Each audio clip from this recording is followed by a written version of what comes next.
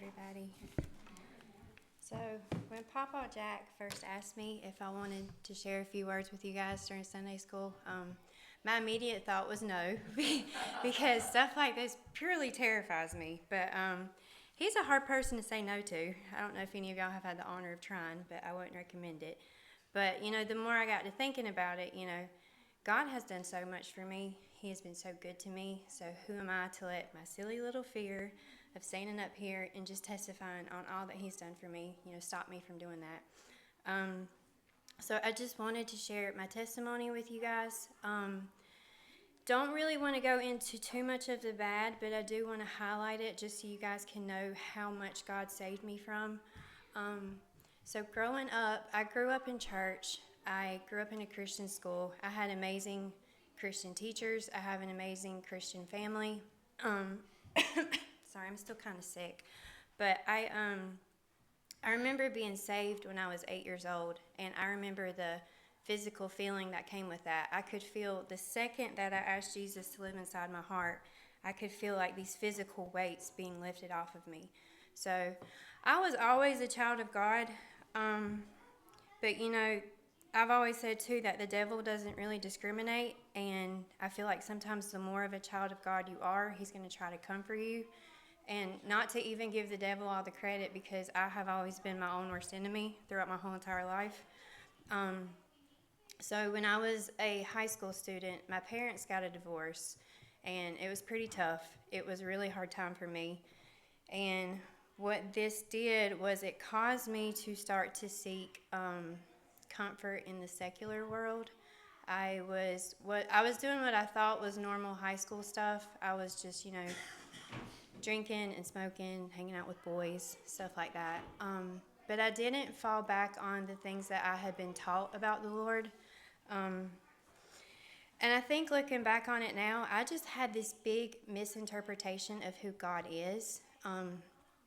Number one, I didn't spend time with him. I never prayed. I never read my Bible. So I didn't have a relationship with him. I'm still getting over being sick. And then also I heard a few too many, I think, was it Hailstone and Brimfire? I might be saying that backwards, but I heard a lot of those sermons, so I just had this big misinterpretation of who God is. I just saw him as this, judgmental entity, and he had this Bible of a list of rules and standards that we ought to live by, and I just knew that there was no way I was going to live up to that. I could not be the perfect Christian.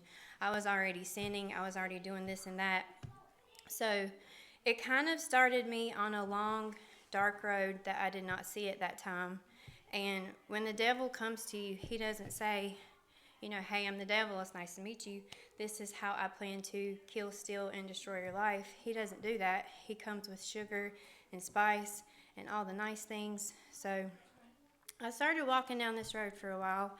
And just for sake of time, I'm not going to go into all of it, but I do want to highlight the end of it for you guys, just so you guys know how bad it was for me. Around the time I met Mason's biological father, I got really, really addicted to painkillers. And that was something that I figured out I could not just put down and function normally the next day.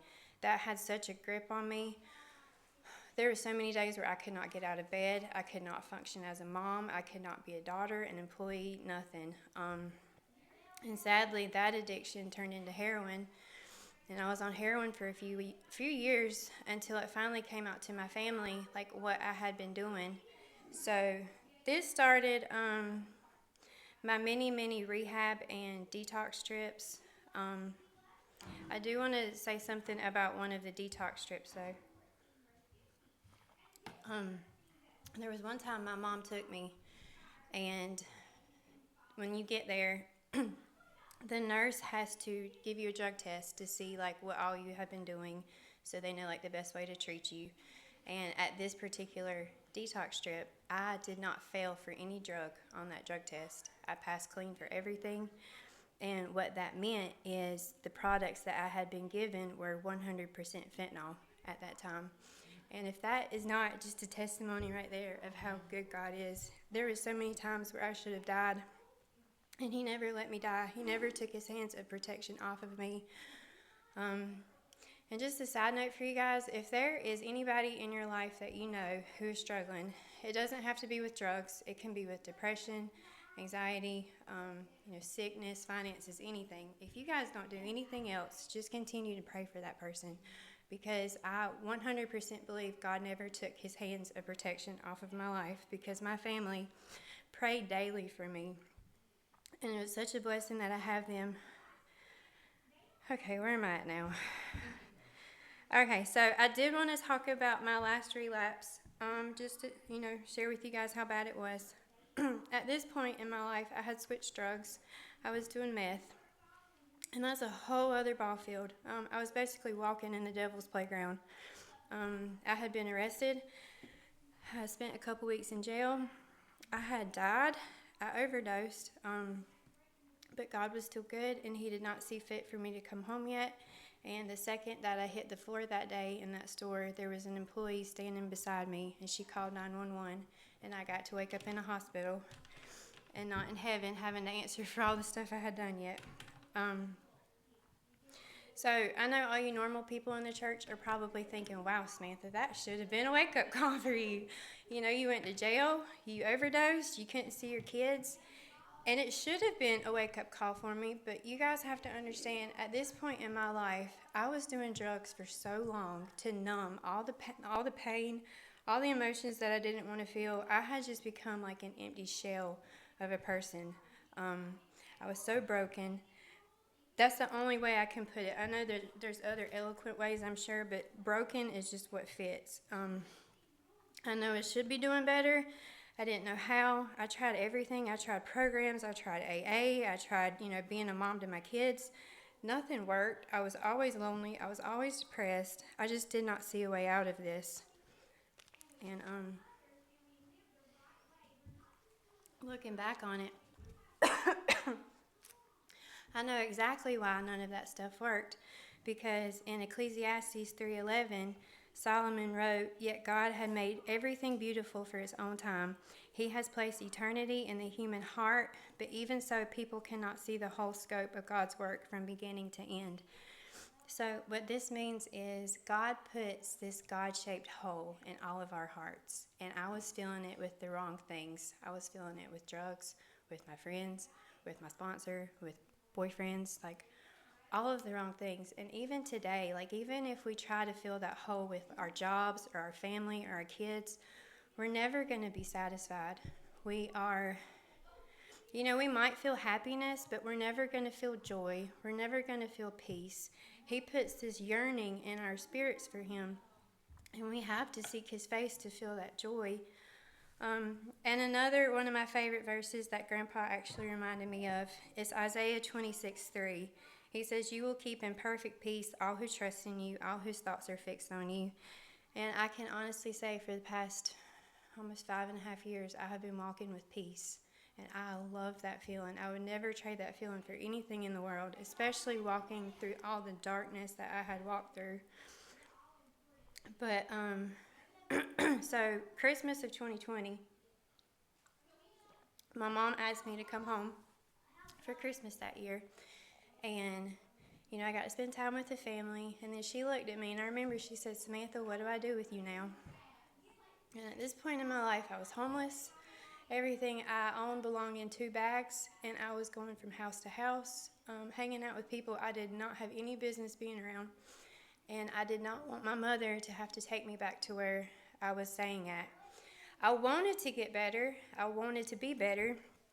But I did not have it in me to do another program, because I thought programs were pointless and useless. They weren't working. But I'm so glad that I gave it one last shot. I'm so sorry, y'all. So we found this ministry in the mountains. It was a year-long program, and I'm really glad I went. It changed my life forever. At first I thought it was a big culture shock, because these people are Pentecostal, and I grew up Baptist, so I was like, well, I just walked into a cult. And I did not know how to handle that, but I'm glad I did, because I saw a different side of God through all that, and I love it. But what this place did is they forced me to spend time with God. You had to get up at 6 in the morning. You had to pray. You had to do praise and worship. You had to do your devotion, Bible study, memorize scriptures. You did prayer, praise and worship 3 times a day. You did church 3 times a week. I mean, it was just a lot of God, whether you wanted it or not. But that was exactly what I needed, and I never knew it. And I was like, dang, I wish I would have known this so long ago, because I had so many encounters with the Lord there, and that is what changed me. Nothing else could change me but an actual encounter with God. So I did want to talk to you guys about 2 of those encounters. So at this program, we had to travel on the weekends. We had to go to different cities and stand outside of stores and sell, our merchandise to basically pay the bills, because that program was free. So there was one weekend I was in Mount Airy, North Carolina. I was standing outside of this Dollar General and just feeling real bad about myself, just having a whole pity party out there, because whenever you stop using drugs, what happens is all your emotions come up and you have to deal with them, and you have to face them head on. And I was just beating myself up for, not being a good mom, not being a good daughter, leaving my kids with my grandparents, all the mistakes that I had been doing. I was just out there having a huge pity party for myself. And this lady come out the store, and I asked her if she wanted to donate to our fundraiser. And we said a few words, and then she got in her truck and she drove off.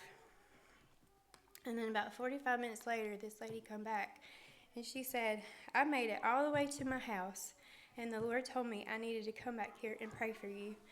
And I'm so grateful that woman did, and she was obedient to the Lord that day. I'm going to try to get through this part without crying.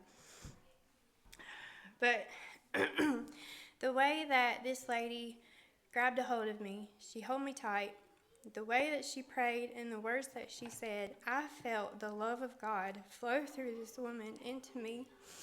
And in that moment, I knew that it did not matter all the things that I had done in my past. I was not just some deadbeat mom. I was not a junkie. I was not worthless. I was not unlovable. I was a child of God, and he still loved me, and he still saw me as worthy, and he still saw me as this little girl that used to be in this church. And that just completely broke me in the best way possible. From that moment on, I feel like God fixed me that day, because from that day, I never craved drugs. I never wanted drugs. Even felt silly for doing them. And it's kind of weird actually standing up here and telling you guys about my past, because when I'm talking about it, it feels like it's somebody else. You know what I mean? I know that I experienced it and went through it, but when God set me free, he really set me free. So another encounter that I had up there was, I have always heard people say, God told me this or God told me that, and you read in the Bible, God spoke to David, and I always wondered what God's voice sounded like. And there was one time I was praying, and I prayed like I normally do, but this day I stopped and I listened for his voice, and he talked to me, and it was the coolest thing in the world, because he told me, he said, Samantha, it took you a long time to get to where you are, and it's going to take me some time to get you where I want you, but you got to be patient. And so after he told me that, I shut up. I stayed still. I didn't do anything wrong. I was the model student up there. You can ask Matt. I was sold after that. I did it. I graduated the program, and I could come home. But at this point in my life, I was a little scared too. I had got put on probation, and honestly, I was scared of coming home and relapsing and getting around the wrong crowd, because I knew if I did that, it would kill me and it would destroy my family. And I decided to stay up there for another year and work in the program. And it was really hard because, I wasn't around my kids, and there are so many years of not being around my kids that I wish that I could get back. But I have to remind myself, there are so many parents out in the world today that are still without their kids, that are still not doing what they're supposed to be doing. And praise God, he set me free, and I'm doing what I'm supposed to be doing now. I just can't focus on the past because, like, just a side note, I have to deal with a lot of shame and guilt every day, and I know now that I can give it to God. If I couldn't give it to God, I would easily drown in it. And I know that a lot of people in the world are drowning in their emotions. So yeah, that was just a side note.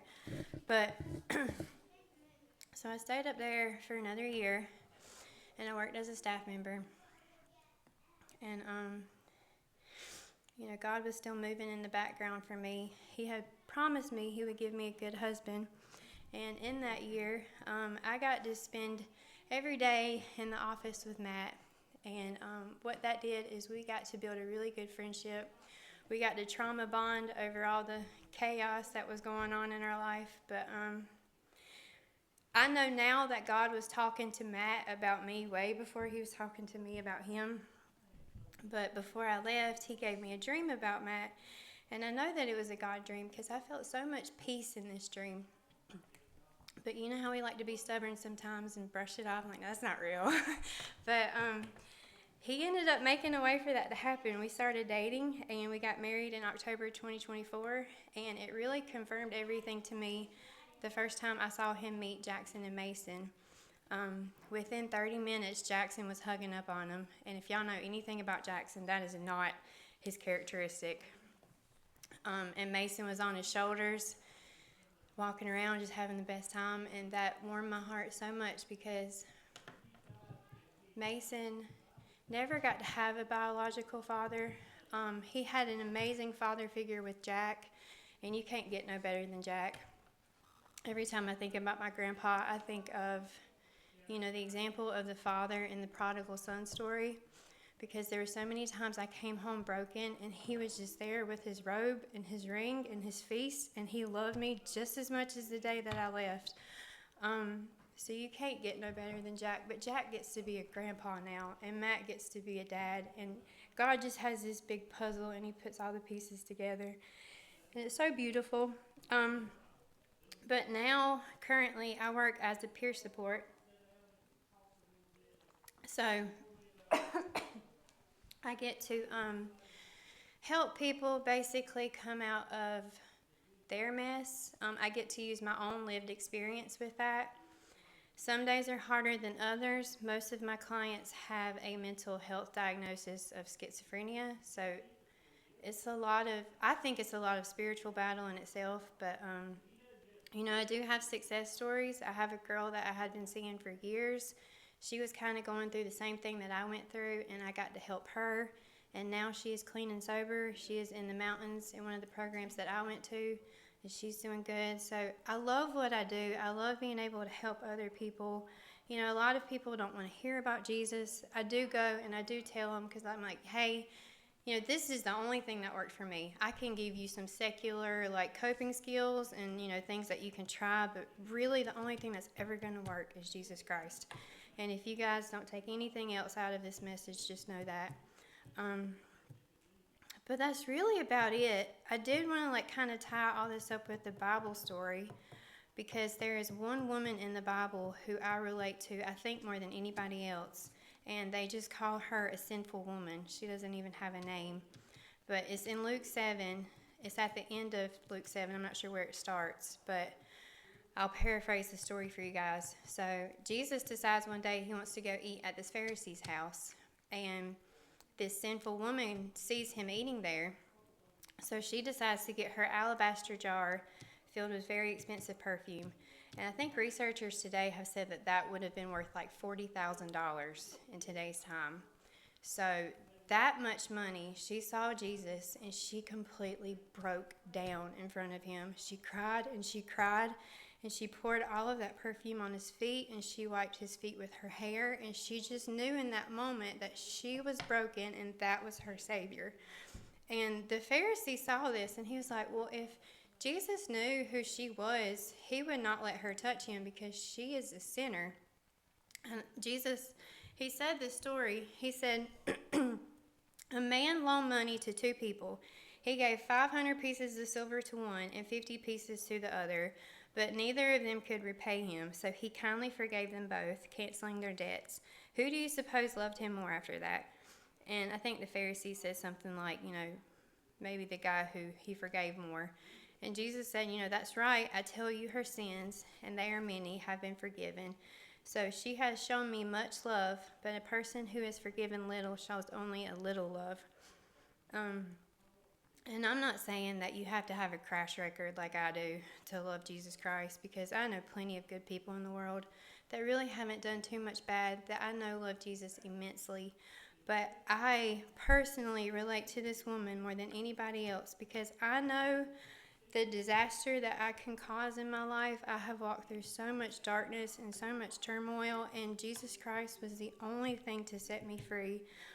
I wish I would have understood that better at a young age. Like I said, I had this huge misinterpretation of who God was. But he has forgiven me of everything, and I love him with my whole heart. And that's pretty much it. If you guys want to know anything more, I'm an open book, but I didn't want to come up here and just share a lot of war stories with y'all. But yeah, that's